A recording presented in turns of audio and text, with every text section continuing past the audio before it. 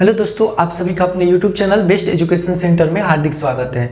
दोस्तों, आज हम पढ़ने वाले हैं क्लास 10th का तीसरे चैप्टर का एक्सरसाइज 3.5 के प्रश्न संख्या 4 के जितने भी प्रश्न हैं उसको सोल्व करेंगे, क्योंकि इससे पहले वाले वीडियो में हमने तीसरे तक के सभी प्रश्नों के हल कर लिए हैं। तो चलिए दोस्तों, बिना समय गवाए शुरू करते हैं।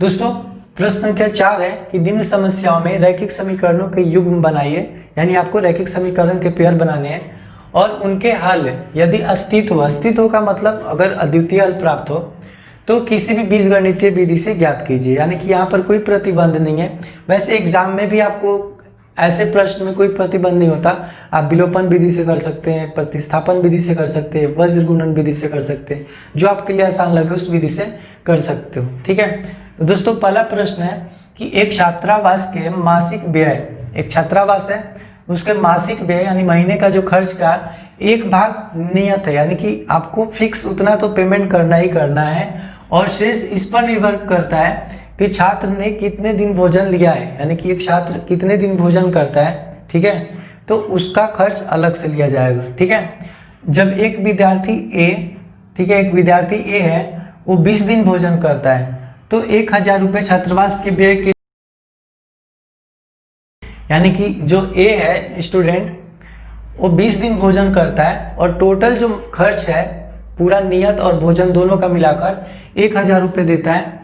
और एक विद्यार्थी बी है जो कि 26 दिन भोजन करता है तो उसको कितने देने पड़ रहे हैं? 1180 रुपये।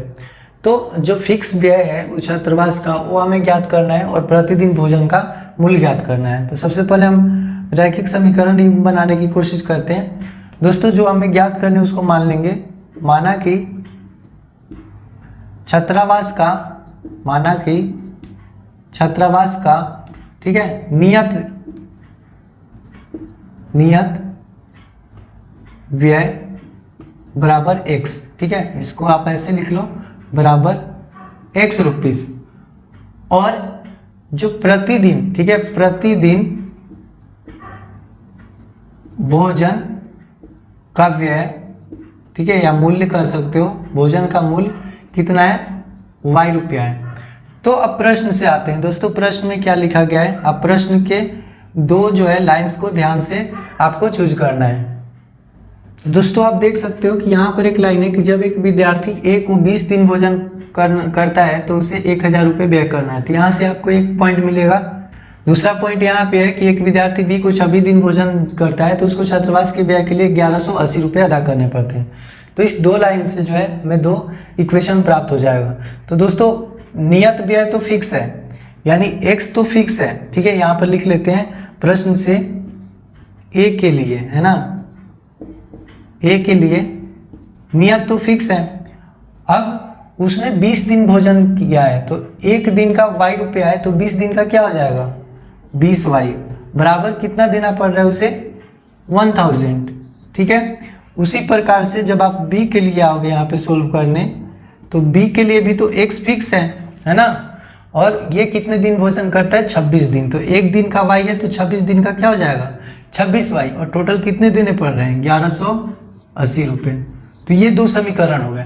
ठीक है, अब आप इन दो समीकरणों को किसी भी विधि से हल कर सकते हो। ठीक है, तो मैं यहाँ पर सबसे आसान एक विधि है विलोपन विधि, उसको हम कर लेते हैं। ठीक है, तो यहाँ पर कर देते हैं समीकरण 1 - 2 से। समीकरण 1 - समीकरण 2 से। तो पहला समीकरण है आपका x + 20y बराबर 1000 रुपये और x + 26y बराबर 1180 रुपया। तो यहाँ पर माइनस क्योंकि करना है तो यहाँ पे माइनस माइनस और ये भी माइनस हो गया। x में से x माइनस हो गया, 20y में से 26y माइनस होगा तो माइनस का 6y बचेगा और यहाँ पर कितना बचेगा? माइनस का 180, है ना। 1180 में 1000 माइनस करो तो 180 आएगा, लेकिन इसकी वैल्यू ज़्यादा इसलिए चिन्ह माइनस का हो जाएगा। माइनस से माइनस कैंसिल, तो y बराबर क्या हो जाएगा? 180 अपॉन में ये 6 गुना में तो भाग में आ जाएगा, यानी कि 30 रुपया। यानी कि ये जो हमने निकाला था या माना था प्रतिदिन भोजन का मूल्य वो 30 रुपया हो गया दोस्तों। ठीक है, अब हमें क्या ज्ञात करना है कि छात्रावास का नियत व्यय क्या है। तो हम क्या करेंगे? y का मान समीकरण 1 में रखने पर, ठीक है, तो y का मान समीकरण 1 में जब रखेंगे तो x प्लस 20y, ठीक है। मैं इसको यहाँ पे रफ कर देता हूँ और यहाँ पे आपका सोल्व कर देता हूँ। तो x प्लस 20y, तो x प्लस 20 और y का मान कितना निकला है 30 और टोटल कितना है 1000। तो देखोगे आप x बराबर क्या हो जाएगा, x बराबर हो जाएगा 1000 और 20 में 30 से गुना करो तो क्या हो जाएगा 600। तो इसको माइनस करेंगे तो 1000 में 600 माइनस करेंगे तो क्या हो जाएगा दोस्तों 400 रुपया, ठीक है। यानी दोस्तों y का मान 30 आ गया और x का मान कितना आ गया 400। अब देखो हमें क्या निकालना था और हमने क्या प्राप्त कर लिया, तो नियत व्यय हमें निकालना था, है ना। नियत व्यय कितना हो गया, नियत व्यय x माना है और x का मान कितना आ गया 400, यानी कि 400 तो नियत व्यय था छात्रावास का। और प्रतिदिन भोजन का मूल्य कितना है, प्रतिदिन भोजन का मूल्य, ठीक है, प्रतिदिन भोजन का मूल्य हमने y माना है और y का मान कितना निकला है दोस्तों 30 रुपया, ठीक है। तो ये जो है आपके दोनों क्या हो गए, आंसर हो गए। आई होप आपको समझ में आया होगा, ठीक है। विलोपन विधि इसलिए किया क्योंकि काफ़ी विलोपन विधि आसान होता है। वर्ग गुणनखंड विधि में क्रॉस मल्टीप्लाई करोगे, है ना, टाइम वेस्ट होता है, क्योंकि यहाँ पे कोई प्रतिबंध नहीं है कि किस विधि से करना है, इसलिए हम कोई भी विधि से कर सकते हैं, ठीक है। अब करते हैं प्रश्न संख्या चौथे का दूसरा। दोस्तों चौथे का दूसरा प्रश्न है कि एक भिन्न 1/3 हो जाती है, ठीक है, जब उसके अंश में 1 घटाया जाता है। यानी कि जब उस भिन्न के अंश में 1 माइनस करते हैं तो भिन्न का मान कितना हो जाता है 1/3 और वह 1/4 हो जाती है, यानी 1/4 हो जाती है जब हर में 8 जोड़ दिया जाता है। 2 पॉइंट यहाँ पे क्लियर हो गया कि 1/3 हो जाती है जब उसके अंश में 1 घटाया जाता है और 1/4, ठीक है, 1/4 हो जाती है जब हर में 8 जोड़ दिया जाता है। तो इससे आपके 2 रैखिक समीकरण प्राप्त होंगे, जिससे आपको, ठीक है, अंश और हर का मान प्राप्त होगा और उससे आप भिन्न प्राप्त कर लोगे। तो चलिए देखते हैं किस प्रकार से प्राप्त होगा। माना कि भिन्न का अंश बराबर x और हर बराबर y है। भिन्न तो आप जानते हो ना, भिन्न इस प्रकार से p/q के रूप में, यानी x/y के रूप में होता है, जिसमें ऊपर वाले को हम क्या कहते हैं अंश और नीचे वाले को हम क्या कहते हैं हर। क्लियर, ठीक है। तो अंश x और हर y हो गया, तो इसलिए भिन्न क्या हो गया, भिन्न हो गया हमारा x/y, है ना। तो अब आते हैं दोस्तों प्रश्न से। प्रश्न में देखो लिखा हुआ है कि जब हम उसके अंश में 1 घटाते हैं, x/y ये तो भिन्न हो गया, अंश में हम क्या करते हैं 1 माइनस कर देते हैं, ठीक है, अंश ऊपर होता है, तो भिन्न कितनी हो जाती है 1/3। अब क्रॉस मल्टीप्लाई कर सकते हैं, है ना, तो 3 में यहाँ से मल्टीप्लाई करेंगे x - 1 से और y में 1 से, है ना। तो ये हो गया 3x - 3, है ना, बारी बारी से मल्टीप्लाई करें 3x और 3 में 1 से गुना होती है, लेकिन प्लस माइनस माइनस, और ये गया y, तो अब y इधर आएगा तो 3x और -y और 3 को उधर भेज देते हैं, है ना। तो ये हो गया समीकरण 1, इससे समीकरण 1 प्राप्त हो गया। और फिर यहाँ पर हम देखते हैं पुनः प्रश्न से, तो क्या लिखा हुआ है, वह 1/4 हो जाती है जब हर में 8 जोड़ दिया जाता है। तो x/y, अब हर में इस बार 8 जोड़ना है तो 1/4 हो जाती है, राइट। क्रॉस मल्टीप्लाई करेंगे तो 4 में x से गुणा करेंगे तो 4x हो जाएगा और ये इधर 1 से गुणा होगा तो y + 8 हो जाएगा। y को इधर लाते हैं तो 4x - y बराबर 8 हो गया, समीकरण 2। अब क्योंकि प्रश्न को किसी विधि से हल करना है तो सबसे आसान मुझे लग रहा है विलोपन विधि, क्योंकि देखो y की वैल्यू यहाँ पे इक्वल ही है ना। तो यहाँ पर अब क्या करेंगे कि समीकरण 1 - 2 कर देते हैं, ठीक है। तो यहाँ पर लिखते हैं समीकरण 1 - 2 से, तो समीकरण 1 है 3x - y बराबर 3 और यहाँ पर हो गया 4x - y बराबर 8। तो जब हम माइनस करते हैं तो चिन्ह बदल जाता है, माइनस, ये हो गया प्लस और ये हो गया माइनस। तो प्लस का y और माइनस का y, तो y में से y गया 0। अब देखो 3 में से 4x माइनस करेंगे तो माइनस का x बचेगा ना, है ना।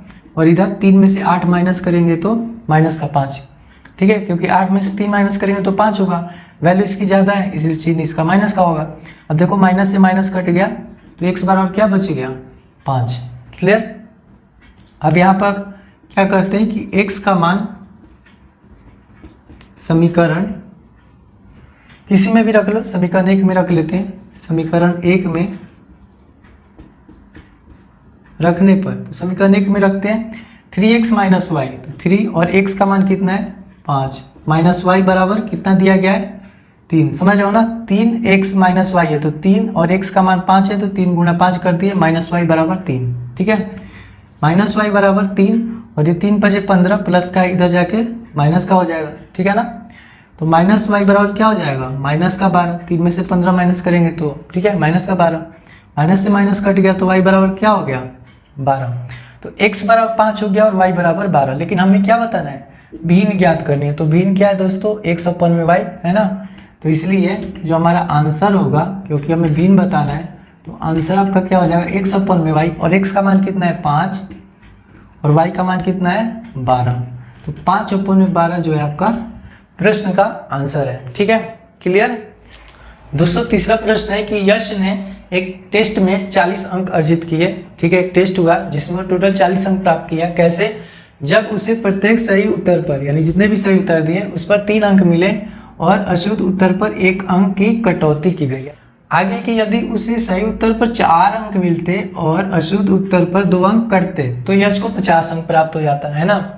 तो टेस्ट में कितने प्रश्न थे, प्रश्नों की संख्या बतानी है। तो देखो सही और गलत 2 प्रकार के हैं, तो यहाँ पर हम क्या करेंगे इसी को मानेंगे, है ना। माना कि सही उत्तरों की संख्या बराबर x, ठीक है, और गलत आंसर की जो संख्या है उसको हम क्या कर लेते हैं y मान लेते हैं। तो इसलिए प्रश्न क्या हो जाएंगे, प्रश्न की कुल संख्या जो है सही और गलत दोनों प्लस हो जाएंगे, है ना। अब आते हैं प्रश्न से। प्रश्न से दोस्तों सबसे पहले क्या कहा जा रहा है कि उसे 40 अंक प्राप्त होते हैं, है ना, उसे टोटल 40 अंक प्राप्त होते हैं। कैसे, जब सही उत्तर पे 3 अंक मिलता है। तो मान के चलो कि एक सही पर 3 अंक मिलता है तो एक हमने माना है ना। जिस प्रकार से मान चलो कि एक सही पर 3 अंक मिलता है तो 10 सही पे क्या करोगे 10 गुना 3, लेकिन यहाँ पर तो x है तो आप क्या करोगे x गुना 3 यानी कि 3x हो जाएगा, राइट। और प्लस अशुद्ध पर क्या हो रहा है कि 1 अंक की कटौती हो रही है ना, और अशुद्ध गलत कितने y है, ठीक है। आप इसको अशुद्ध लिख सकते हो, ठीक है, कोई फर्क नहीं पड़ता। तो यहाँ पर y लेकिन कटौती हो रही है तो 1 में y से गुणा करेंगे तो y होगा, लेकिन यहाँ पर क्या हो जा रहा है माइनस हो रहा है ना। ये आपके जो है नंबर यश के जो है सही उत्तर पे मिले हैं अंक, और ये हो गए नेगेटिव मार्किंग लग रहा है। तो ये हो गया समीकरण 1। और जब हम पुनः प्रश्न से पढ़ेंगे, समझ में आया ना, फिर से समझाता हूँ, ठीक है। x उसने सही उत्तर दिए हैं और सही उत्तर पे 3 अंक मिल रहे हैं तो 3 गुना x हो जाएगा, और अशुद्ध उत्तर पर 1 अंक कट रहा है तो अशुद्ध उत्तरों की संख्या y है, तो y में 1 से गुणा करेंगे तो y होगा, तो y माइनस हो गया, और टोटल कितने प्राप्त हो गए 40। दूसरी बार कहा जा रहा है कि सही उत्तर पर 4 अंक मिलते हैं यानी कि 4x हो जाएगा, और अशुद्ध उत्तर पर 2 अंक कटते हैं तो यानी 2y हो जाएगा, और इस बार कितने मिलते हैं 50। देखो यहाँ पर 2 कॉमन ले सकते हैं ना, यहाँ भी 2 से कट जाएगा, यहाँ भी 2 से कट जाएगा, यहाँ भी 2 से कट जाएगा, तो 2 कॉमन ले लेते हैं तो यहाँ पर बच जाएगा 2x और यहाँ पर बच जाएगा y, है ना। 2 गुना 2 4x होता है और 2y, समझ रहे हो ना। तो 2 से 50 काट देते हैं 25 हो जाएगा, यानी कि 2x माइनस वाई बराबर क्या हो गया 25, समीकरण 2। यहाँ पर विलोपन विधि आसान है ना, y इक्वल है, माइनस कर देते हैं तो हम क्या करेंगे समीकरण 1 माइनस 2 से, ठीक है। तो समीकरण 1 क्या है 3x माइनस वाई बराबर 40, और दूसरा क्या है 2x माइनस वाई बराबर 25। तो ये माइनस हो गया, ये प्लस हुई, क्योंकि हम माइनस कर रहे हैं तो चिन्ह बदल जाता है ना। तो ये कट जाएगा और 3 में से 2 माइनस होगा तो 1x बच जाएगा, और 40 में से 25 माइनस हो जाएगा तो 15, यानी कि हमें सही उत्तरों की संख्या तो मालूम चल गया दोस्तों। अब x का मान क्या करेंगे, x का मान समीकरण किसी में भी रख लो, 1 में रख लेते हैं, है ना। 1 में रखने पर तो 3x और माइनस वाई बराबर क्या है 40, तो x का मान कितना है तो 3 गुना 15 माइनस वाई बराबर 40, माइनस वाई बराबर ये 40 हो गया, और 15 में 3 से गुणा करेंगे तो 45 होगा, जो प्लस है इधर जाकर माइनस हो जाएगा, यानी माइनस वाई बराबर माइनस का 5 है ना। 40 में से 45 माइनस करो तो माइनस का 5 आएगा, माइनस से माइनस खत्म हो गया तो वाई बराबर क्या प्राप्त हो गया 5। यानी सही उसने 15 प्रश्न किए थे और गलत 5 किए थे, है ना। अच्छा अटेम्प्ट किया था यश ने, लेकिन हमें क्या बताना है टेस्ट में कितने प्रश्न थे। तो प्रश्न की कुल संख्या क्या है हमारे पास, x प्लस वाई, दोनों को प्लस करेंगे ना, ठीक है। तो मैं यहाँ पे रफ कर देता हूँ पॉज करके, ठीक है, स्क्रीनशॉट ले लो या नोट कर लिया करो, ठीक है। तो यहाँ पे रफ करता हूँ, इसलिए टेस्ट में कुल प्रश्नों की संख्या बराबर x प्लस वाई, है ना, x प्लस वाई, x का मान कितना हमने निकाला है 15 है, और y का मान 5, 15 सही था 5 गलत, यानी कि 20। तो ये दोस्तों आपका क्या हो गया, प्रश्न का आंसर हो गया तीसरे प्रश्न का। अब करते हैं चौथा प्रश्न। दोस्तों प्रश्न संख्या चौथे का फोर्थ जो है, एक राजमार्ग पर दो स्थान A और B 100 किलोमीटर की दूरी पर है। मान के चलिए ये राजमार्ग है ना, हाईवे जिसको कहते हैं। ये हो गया A पॉइंट और ये हो गया B पॉइंट, और इनके बीच का डिस्टेंस कितना है 100 किलोमीटर, ठीक है। इनकी दूरी कितनी है 100 किलोमीटर, 2 पॉइंट की। अब एक कार A से तथा दूसरी कार B से चलना प्रारंभ करती है। एक कार A से चलना प्रारंभ करती है और दूसरी कार B से चलना प्रारंभ करती है ना। यदि ये कार्य भिन्न भिन्न चालों से, जैसे मान के चलो कि ये x की स्पीड से जा रही है x किलोमीटर पर आवर, और ये मान के चलो कि y किलोमीटर पर आवर की चाल से, अलग अलग चाल से जा रही हैं, तो ये 5 घंटे पश्चात मिलती है, यानी कि एक दूसरे से मिलती है। तो जाहिर सी बात है कि A बिंदु से जो चलने वाली कार है x किलोमीटर पर आवर वाली, उसकी स्पीड, ठीक है, गति जो है y से तेज होगी, तभी तो इसने इसको पकड़ लिया, है ना, 5 घंटे बाद। तो दोनों कार की चाल बतानी है, इसकी भी चाल बतानी है और उसकी चाल बतानी है। तो हम क्या करेंगे, मान लेंगे, माना कि एक कार की चाल बराबर x किलोमीटर पर आवर, ठीक है, और दूसरी कार की चाल बराबर y किलोमीटर पर आवर।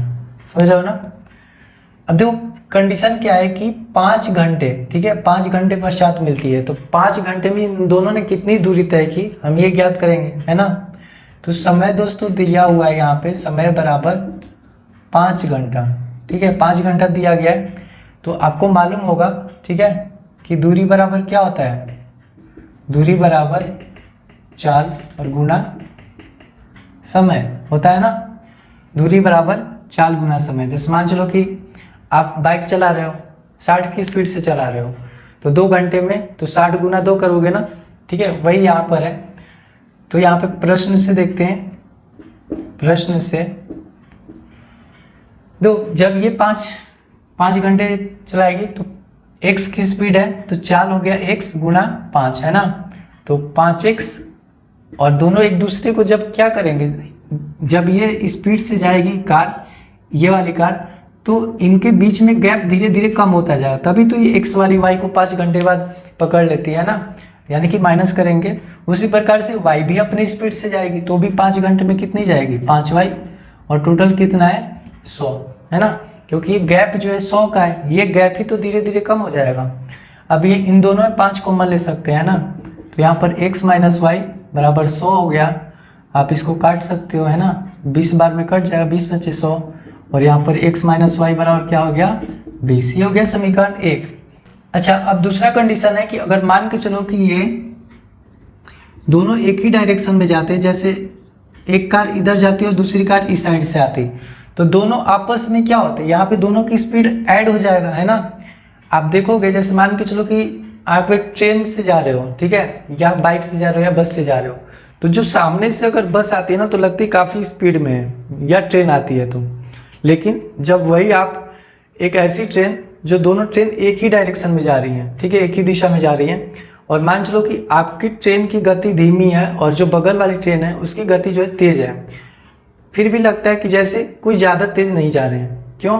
क्योंकि वहाँ पे क्या हो रहा है, डायरेक्शन बेस पे उनकी स्पीड में जो है डिफरेंस आ रहा है, ठीक है। जब वो दोनों विपरीत, मतलब दोनों एक दूसरे के सामने जाएंगे तो यार दोनों की स्पीड फास्ट क्या होगा, ऐड होगा। और जब दोनों इस प्रकार से जाएंगे तो धीरे धीरे स्पीड क्या होगा, ये लेस होगा, जो कि हमने ऊपर वाला में किया है। ठीक है, तो अब इसमें क्या होगा कि यहाँ पे दोनों प्लस हो जाए, क्योंकि ये और ये दोनों मिलकर क्या करेंगे, गैप को स्पीड जो है ज़्यादा, जैसे मान लो कि अगर ये 40 की है और ये 60 की है, तो एक तरीके से दोनों 1 घंटे में, अगर 1 घंटे में यहाँ से इतनी दूरी और 1 घंटे में इतना दूरी, तो 1 घंटे में टोटल इन्होंने कितना तय कर लिया, 100 तय कर लिया, है ना। तो वही बात है यहाँ पर, तो इसमें क्या लिख सकते हैं, तथा x प्लस वाई बराबर 100, क्योंकि इनको 100 ही तो तय करना है। तो ये हो गया दूसरा। अब यहाँ पर हम इक्वेशन 1 और 2 को प्लस कर देते हैं, है ना। यहाँ पे इसको मैं रफ करता हूँ, ये समझ गए ना। तो यहाँ पे समीकरण 1 प्लस 2 से, तो यहाँ पर हो गया x माइनस वाई बराबर 20 और एक हो गया x प्लस वाई बराबर 100। ठीक है, तो प्लस कर रहे हैं तो चिन्ह बदलने की जरूरत ही नहीं है, तो y से y कट गया प्लस माइनस, और ये प्लस करेंगे तो ये हो जाएगा 2x और ये हो जाएगा 120। तो x बराबर क्या हो जाएगा, 120, और ये 2 गुना में इधर आके भाग हो जाएगा, यानी कि 60। यानी कि जो पहली कार की चाल है वो 60 की स्पीड से है ना। अब दूसरी कार की ज्ञात करते हैं, तो मैं इसको यहाँ पे रफ कर देता हूँ। ठीक है, x का मान जो है, अब x का मान समीकरण 1 में रखने पर, तो समीकरण 1 क्या है, x माइनस वाई बराबर 20, है ना।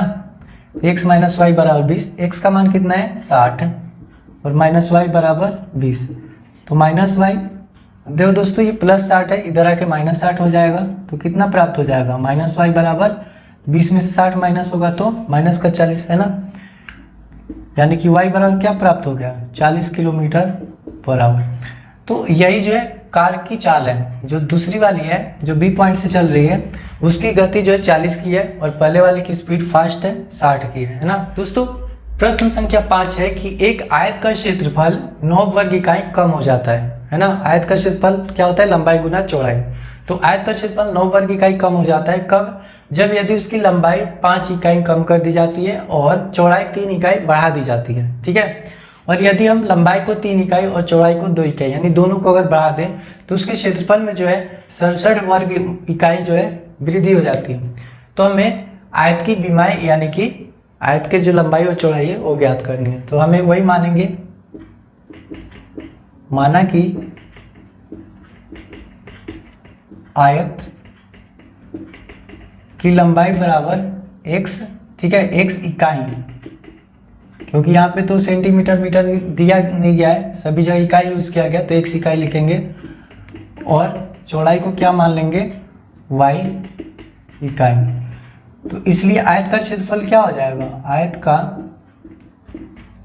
क्षेत्रफल आपको मालूम है लंबाई गुना चौड़ाई होता है, यानी कि x गुना y, है ना, xy हो जाएगा, राइट। इसको आप ऐसे लिख सकते हो।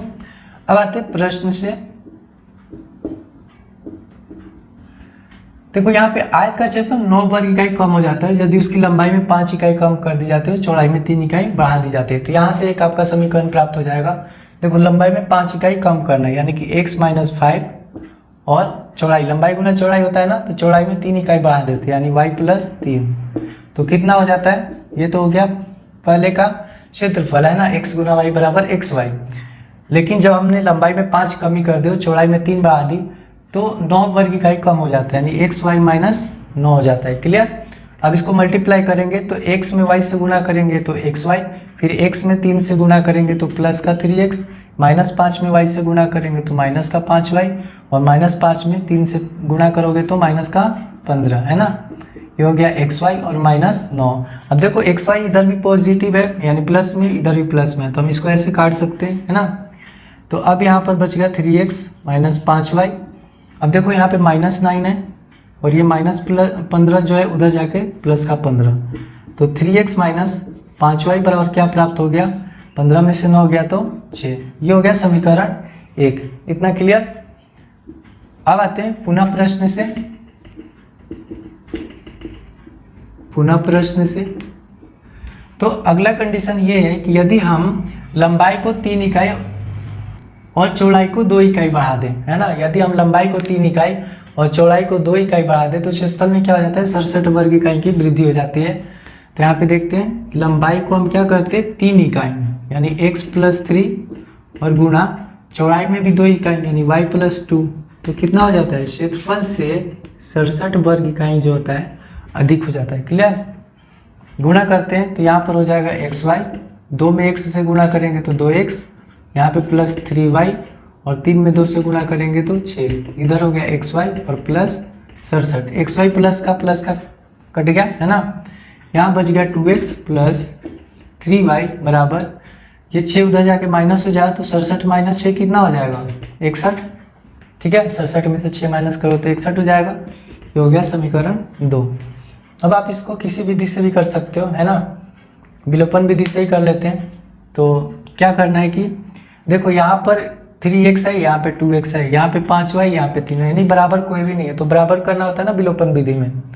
तो इसमें 2 से गुणा कर देते हैं और इसमें 3 से, है ना, तो 6 से बराबर हो जाएगा। तो हम क्या करते हैं, समीकरण 1 गुणा 2, है ना, 3 में 2 से गुणा करेंगे और माइनस 2 गुणा 3 से, मतलब 1 में 2 से गुणा करेंगे और 2 में 3 से गुणा करेंगे और माइनस कर देंगे। तो समीकरण 1 में 2 से गुणा करते हैं तो 3 में 2 से गुणा होगा तो क्या हो जाएगा, 6x और माइनस 10y, यहाँ 2 से गुणा करेंगे तो कितना हो जाएगा, 12। क्लियर, इसमें 3 से गुणा करना है, ठीक है। तो जब इसमें 3 से गुणा करेंगे तो 3 गुणा 2 कितना हो जाएगा, 6x, और 3 में 3 से गुणा करेंगे तो 9y बराबर, 3 में 61 से गुणा करेंगे तो ये हो गया 3 और ये हो गया 18, माइनस माइनस माइनस, क्योंकि हमें माइनस करना है तो चिन्ह बदल जाता है।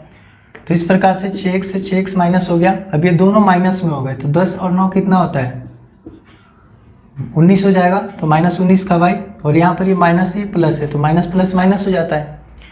तो चिन्ह या इसकी वैल्यू ज़्यादा है, माइनस का रखेंगे तो 183 में 12 अगर माइनस करोगे तो कितना आ जाएगा, 171। ठीक है, 171 आ जाएगा।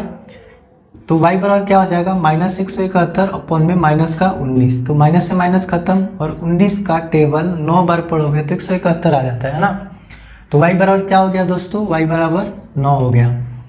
क्लियर, हमें आयत की लंबाई और चौड़ाई बतानी है, बीमारी ज्ञात करनी है। तो चौड़ाई तो प्राप्त हो गया कि 9 है, ठीक है। अब क्या करते हैं, y का मान समीकरण, ठीक है, 1 में रख लेते हैं। y का मान समीकरण 1 में रखने पर, समीकरण 1 में रखते हैं, यहाँ पर क्या है दोस्तों, 3x माइनस 5y, y का मान कितना है 9, तो 5 गुना 9 और बराबर कितना हो जाएगा 6।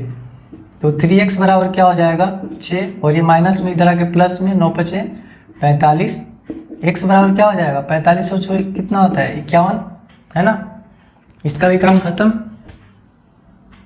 यहाँ पर 3 है तो x बराबर क्या हो जाएगा 51 अपॉन में ये 3 गुणा में भाग में आ जाएगा तो ये हो जाएगा 17, 17 तो 51 है ना, 17 बार में कट जाएगा।